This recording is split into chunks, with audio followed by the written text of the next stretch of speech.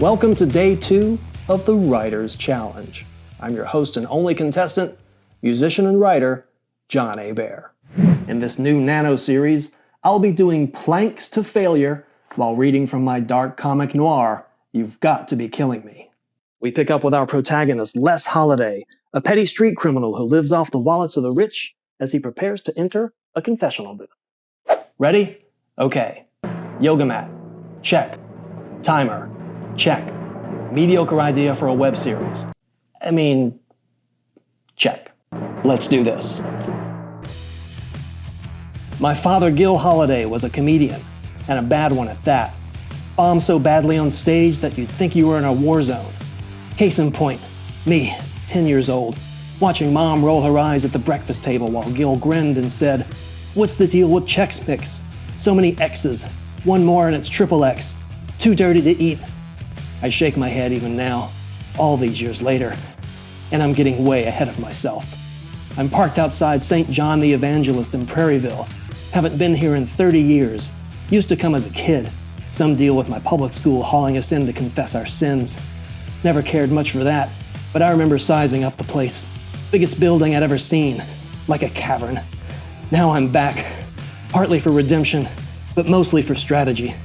If I have to fight my way out of this holy place, at least I'll know where the exits are. Nothing's changed about the church. The bell tower still looms, tall and skeletal. White plaster walls lay stark against the pine and oak woods that press in and around the complex. Then there's the priest, just out of his car, making his way to the front doors. Father Fauché, that's his name. He's got to be in his 80s by now. Long black cassock, gray hair ringing his bald pate, thinning into a frosty beard. What are the odds he'll connect the older me to the younger version of myself from way back? Slim. Still.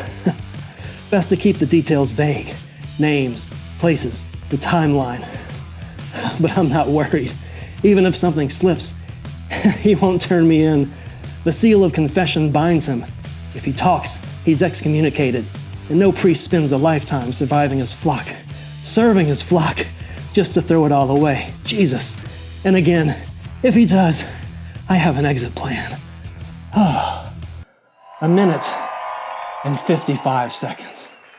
Many, many seconds better than yesterday. Another Writer's Challenge record. Now that I've outdone myself, I start to wonder, will this be a 7-day challenge? 30 days?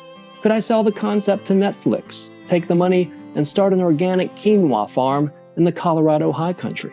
No, not the weed high part of Colorado. No, that's like everywhere. But the other part, the San Luis Valley, 8,000 feet above sea level, cool nights, warm days, well-draining soil, conditions closely resembling the crop's native habitat in the Andes Mountains of South America? Ring a bell? No? Look, just forget about the whole quinoa thing for now. Tune in tomorrow for the next nutrient-dense installment of the Writer's Challenge.